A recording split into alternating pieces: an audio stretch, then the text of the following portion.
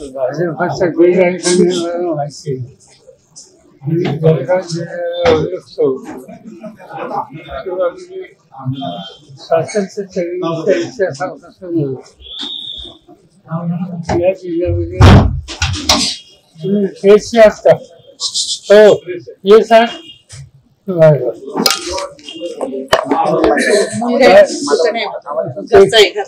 आवाज येतो हा जिल्हा जळगाव होत गांधी नेहरूंच्या विचाराला नेहमी पाठिंबा द्यायचा राजकारणामध्ये कधी चढ उतार उदाहरणार्थ हा जिल्हा नेहमी काँग्रेसचा विचार असतात आणि 1967 साली संयुक्त महाराष्ट्राची चळवळ झाली तेव्हा इथे वेगळे विचार लागले ते काही सगळे काळात गेल्या 5-7 वर्षामध्ये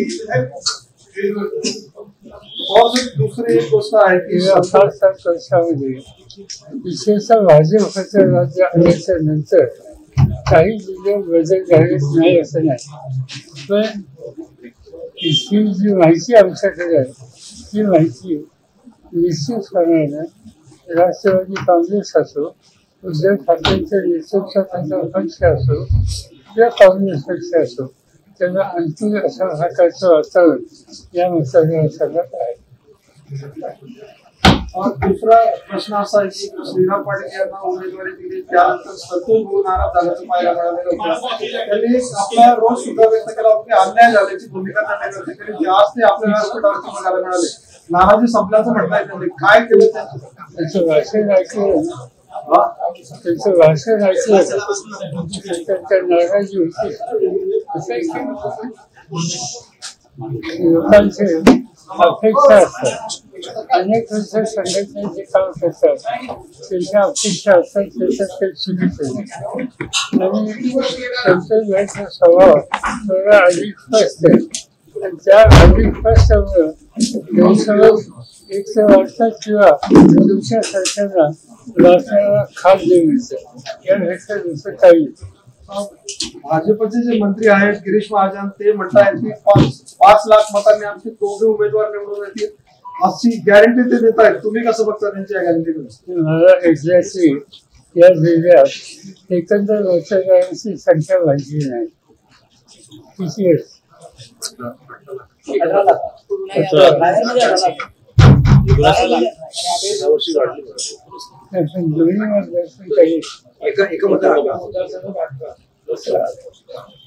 अठरांचा जो खर्च असेल मतदारांची ते चुकीचे सांगतात कमी सांगतात म्हणजे 18 लाखाच्या खर्चाने द्यायला पाहिजे. आपला उमेदवार किती मतांनी निवडून आम्ही काही बधाई मारत नाही पण आम्हाला असं दिसतंय की या जिल्ह्याचा उमेद हा बदलायला आणतोय आणि शिवसेनेच्या वतीने जे उमेदवार आहेत त्यांचेही भवितव्य आणि आमचे उमेदवार आहेत त्या दोघांचे भवितव्य या निवडणुकीत आम्हाला आशादायक खर्चे जे आहे. महत्वाचा एक प्रश्न राज्याच्या दृष्टीने की 1 लाख खर्चेकडे सगळं लक्ष लागून होतं. आपल्या राष्ट्रवादीचे भक्कम नेते होते आणि आता सध्या ते भाजपच्या वाटेवरती आहेत. राष्ट्रवादीची मोठी अडचण झाली असं वाटतंय का? तिचे अनेक वर्ष सार्वजनिक जीवनात काम करणारे एक नेते त्या जिल्ह्याचे वास्तव्य त्याच्यामुळे साहजिक असा एक प्रकारे एका अडचणीत आहे असं कळल्याच्या नंतर आम्ही जे सुद्धा होतो राजकारणात यश अपयश निवडणूक या सगळ्या गोष्टी वेगळ्या आणि सत्तेचा गैरवापर करून व्यक्तिगत हल्ले एखाद्या व्यक्तीला करण्याच्या संबंधीची भूमिका यापूर्वी महाराष्ट्रात एवढी व्यक्तीची हल्ली सुरू आणि त्याच्यातून अनेकांना यातना सहन करायला असतात.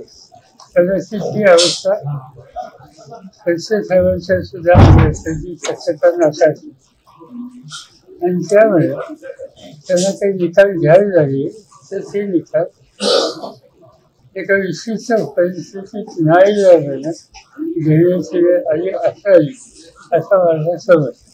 खडसे साहेबांचा राजीनामा आलाय का? अजित पवारांनी बारामतीच्या खडसे साहेबांचा आपल्याकडे राजीनामा आलाय का? मला माहित नाही, पक्षाने विचारावं लागेल.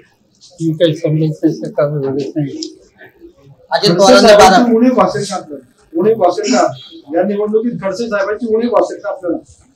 असं की जे या भागामध्ये लोकांच्या प्रभावी विचाराने काम करण्याचा त्यांचा लौकिक आहे, त्या बाजूच्यामध्ये ते नसते तरी सुद्धा सुदैवाने काँग्रेस पक्ष असेल, राष्ट्रवादी काँग्रेस पक्ष असेल किंवा उद्धव ठाकरेंच्या नेतृत्वाची शिवसेना असेल, या सगळ्याच्यामध्ये जबरदस्त मेहनत करणारे कार्यकर्ते आज ठिकठिकाणी आहेत आणि त्यामुळे त्या सगळ्यांच्या सामूहिक प्रयत्नाला कुणाची एवढी आम्ही म्हणून करू शकतो याच्याबद्दल माझ्या शंका नाही.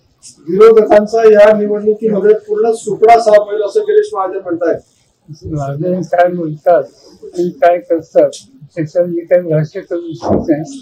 त्याच्यात फार अडचणीच असायची म्हणून मी काय याच्यावर भाष्य करू शकत नाही आणि व्यक्तिगत कोणाच्या संबंधीची मला उत्तरं देखील नाहीत तुमच्याशी. आपण या सभेत मोदींवरती जोरात टीका केल्याचं पाहायला मिळालेलं आहे. काय सांगायचं? आज सगळ्या लोकांना राजकारणामध्ये जुळलेवादी इन्फ्लुअन्स करण्याचं काम मोदींनी केलं. त्याच्या सगळ्या भाषणामध्ये तुझ्या देशाला तुझं कसं मिळणार, आज प्रश्न कोणती याच्यावर भाष्य दिसतं. ही जवाहरलाल नेहरू, इंदिरा गांधी, लालबहादूर शास्त्री यांच्या भाषेच्या सगळ्या प्रधानमंत्र्यांच्या निवडणुकांच्या सभा ऐकलेल्या आहेत आणि त्या सगळ्यामध्ये राष्ट्राचं भविष्य या संबंधीच्या चर्चा कार्यक्रमाची आखली की हा सगळं भाषणाचा विषय असायचा.